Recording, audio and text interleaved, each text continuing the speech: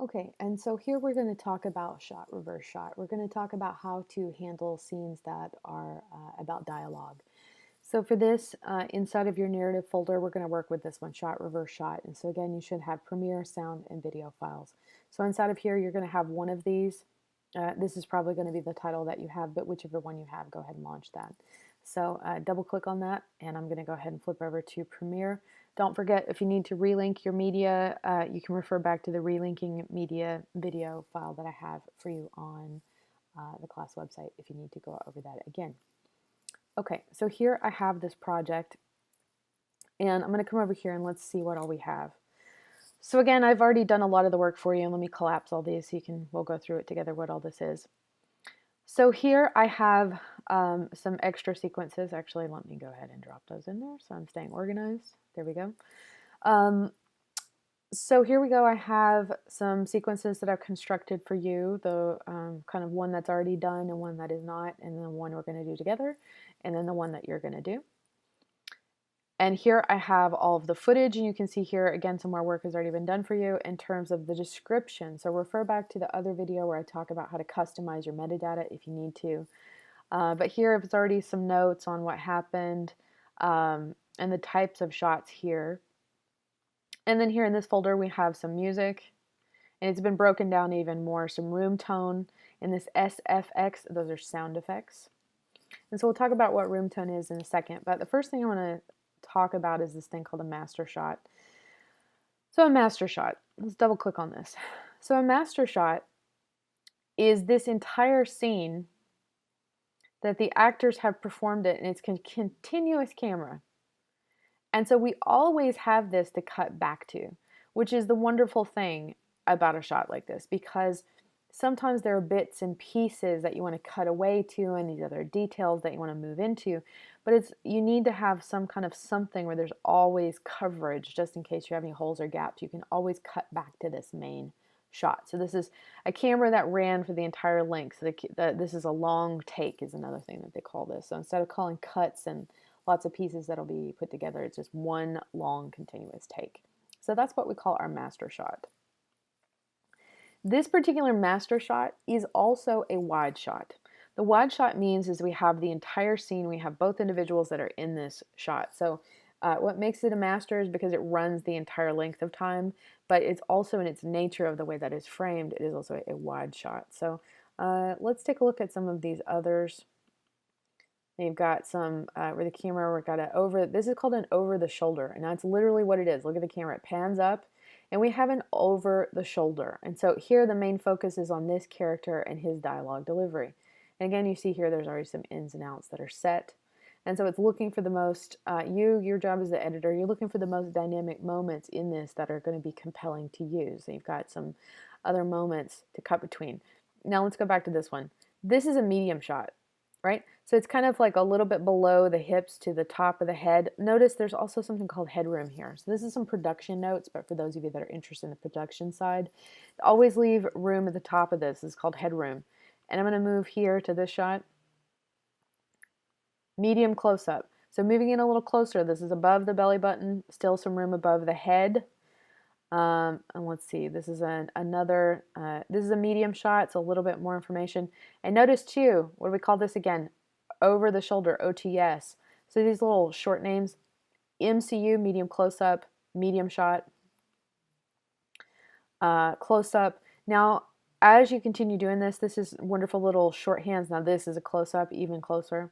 And if it was an extreme close-up, we would be kind of in here where we're actually cutting into the actual mask of the face here. So this is just some editing shorthand to be able to quickly identify which ones are which.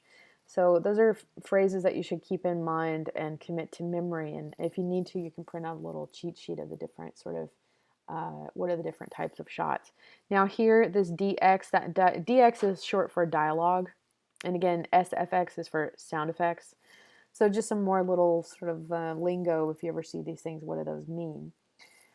Another thing that I want to talk about with this particular project is I'm not going to play through the whole thing, but just watch. So we start from the wide shot, and then we move to the medium shot, wide medium, and we move here to another medium shot, moving in a little closer now to a close-up, and in even more, so it's like a medium close-up to close-up.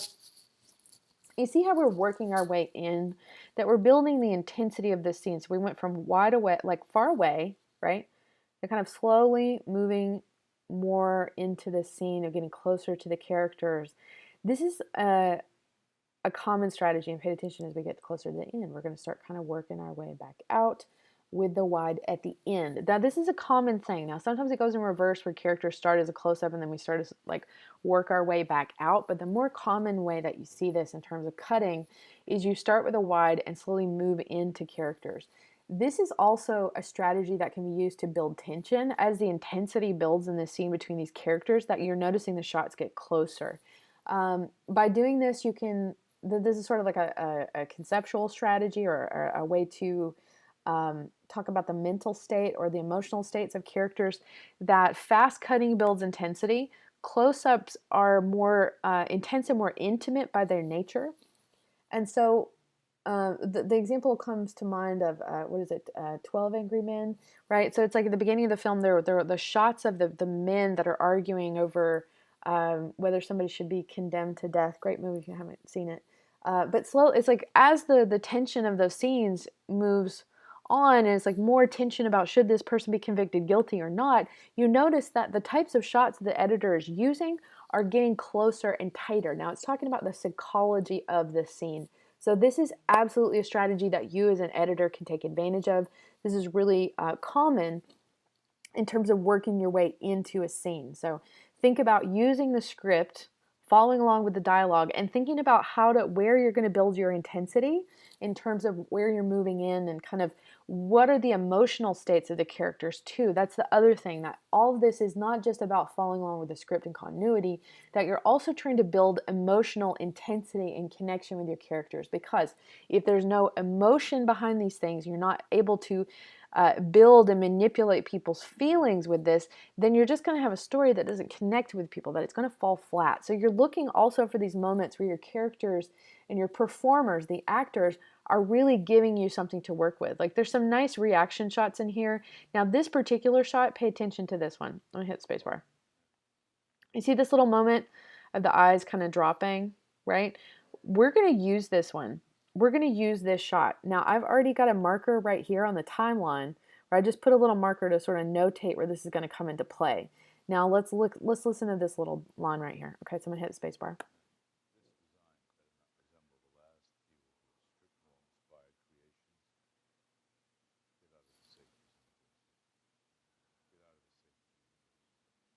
Okay, so we got some cleanup to do here in terms of audio, but he just kind of got his behind handed to him by his boss, right? Like he's under pressure and it's kind of little, ooh, like they're having some underhanded conflict right here. And so he just kind of got scolded by his boss. And there's nothing wrong with this, but he just kind of got a verbal backhand, right? And so this is taken out of context in terms of this reaction shot. Like this is not actually even from this moment, right? Like it's kind of, you can do this trick too. You can look for moments where you get some emotion out of an actor that are not even really particularly tied to that, the way it was shot. But if you need that stuff, you can pull from it and use it. So pay attention if there are little moments that you might, like if there's something here. Now continuity wise, we couldn't do that because he's got his hand up, and we can't go from like this shot to that shot because we don't see the movement change. Now that's a continuity problem. We don't want to make that mistake. Sometimes you can cheat if it's minor things, but I don't know. I'm kind of nitpicky. I don't like that. I don't like building in continuity errors if I can help it. Sometimes, there's an argument about going for emotional intensity over continuity like that, but I don't know. It doesn't look right to my eye. So I'm going to err more on the side of I'll take a shot that maybe is not quite as sexy in terms of the emotion, but I'm still not getting any major glaring continuity issues. Okay, so here we go. We got an in and an out point. So this is the before. So I'm going to click and drag on this clip and drop it down to the timeline. And we're going to look now right here at this marker. So watch it now. All right, so we'll look for that strip mall. Boom. Ouch, right? Okay, and then we're going to move this clip there.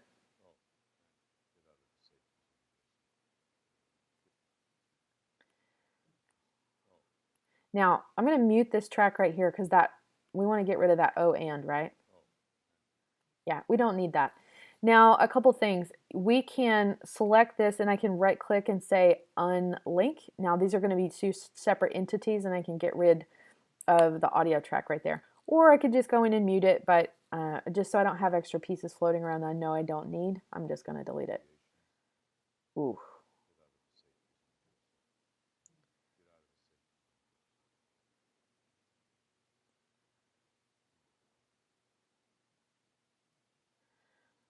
Okay, so now we need to make a decision of, do we want the get out of the safety zone line delivered here?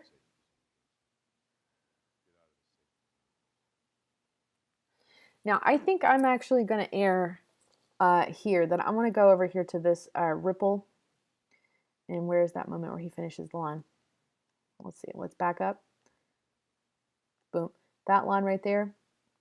And so I could do it either way, but I'll do it like this. There we go. Let's see, did that just create an audio problem? It might have.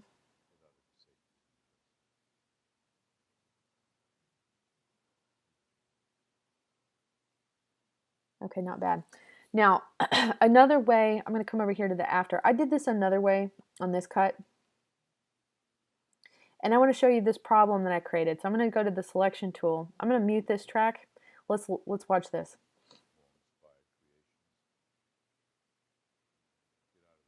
Do you hear that? Watch the audio right here, the audio level meter. Watch it. Boom. That's called bottoming out. We don't want to do that. That's an issue. And you hear that, the bump coming back up? Okay, so this is an editing problem. And to solve this, we have this wonderful thing called RoomTone. So I'm going to come back over here, make this larger. And we have these things. Now this is called RoomTone, so I'm going to double click on that. So let's take a listen. See, it's not much of anything. It's just a little bit of some kind of room tone. It's what you do on the production side. Hopefully the people you're working with are going to give you some of this. All rooms have a little bit of ambient sound to them, a little bit of hum, a little bit of like a atmosphere that a room has. Room tone is to fix problems like this. Like we have this little gap that was created. And watch when we're using and all I did here is just, I selected this and I dragged and dropped onto the timeline. That's all this is. This is just some room tone right here. So I'm going to delete that. We don't need it.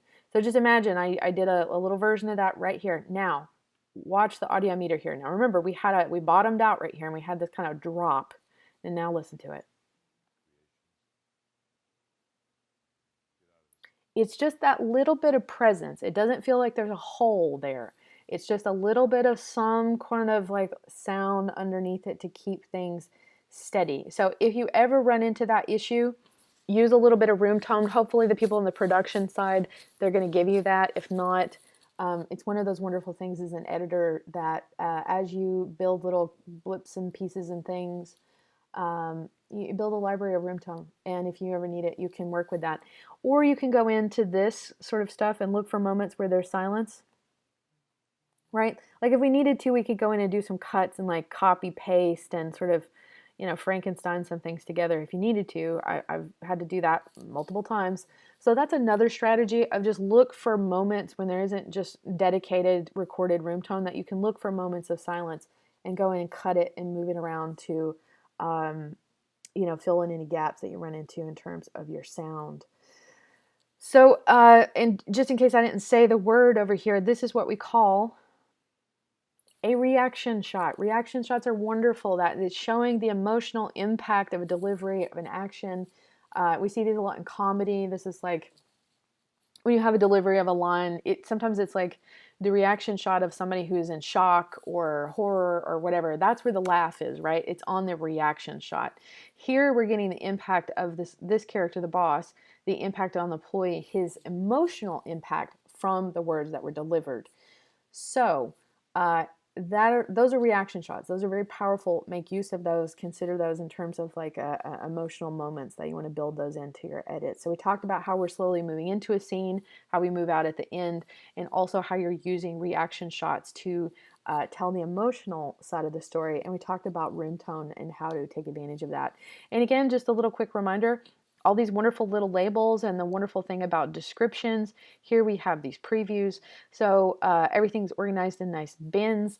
So half of the battle with narrative is organization, previewing everything before you get started. And then the wonderful thing is you have a script and you can just sort of start laying things out and then refining things. Ripple and rolling edit tools are going to be your new best friends when you are working on these kind of projects. So those are the basics of how to work with narrative. Again, this is a huge, narrative editing is really huge, kind of labor-intensive process on most movies. It's not unheard of for there to be a team of editors. There are people that right after something is shot, it's handed off to people that are doing something called dailies, where they're ingesting, labeling, prepping things, and doing initial kind of rough cuts. And then it's passed off to another editor. So it's very labor intensive and can have a lot of hands involved. So again, narrative is too big for me to cover in this class, but I've given you sort of the main tools and tricks and strategies to think about tackling this stuff, and you know, some wonderful things that'll come in handy on future projects as well. So yeah, I hope that was a good rundown in terms of narrative and these types of tools, and uh, we'll kind of revisit some of these tools as we go along, but yeah, just keep these in your back pocket for any future projects.